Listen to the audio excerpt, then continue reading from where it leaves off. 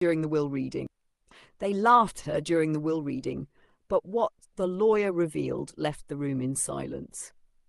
Emma stood quietly in the corner of the grand study, the mahogany-panelled room filled with the scent of old books and tension. She wore a modest black dress, her hair neatly pinned back, her posture unsure. Around her sat the rest of the Weston family, polished, well-dressed, and barely hiding their contempt. Her late employer, Richard Weston, had passed 2 weeks prior. A real estate mogul with a fortune built over 4 decades, Richard had no children of his own. His nieces, nephews, and distant cousins had flown in from around the country, buzzing with expectation. They were certain the fortune would be theirs. Emma, on the other hand, had been Richard's live-in caregiver for the last 3 years.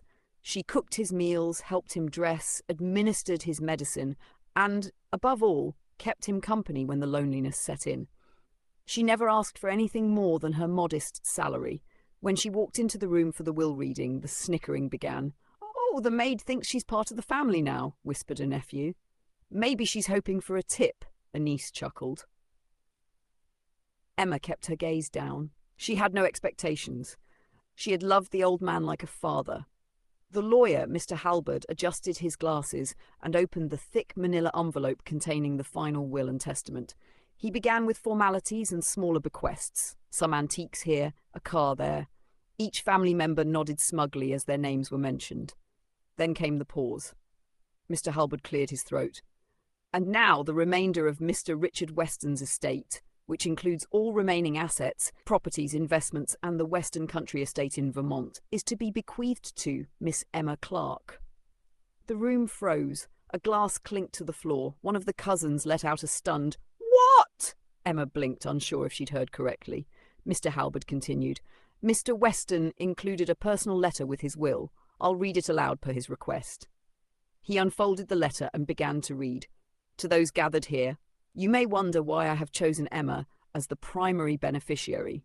While many of you visited only on holidays, some not even then, Emma was with me in my final years.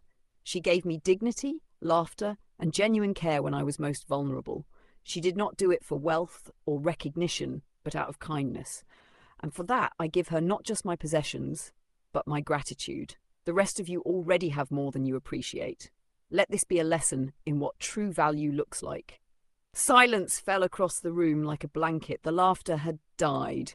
Emma, stunned and overwhelmed, covered her mouth as tears welled in her eyes. For the first time that day, not one person dared to mock her, not one. Would you like a longer version or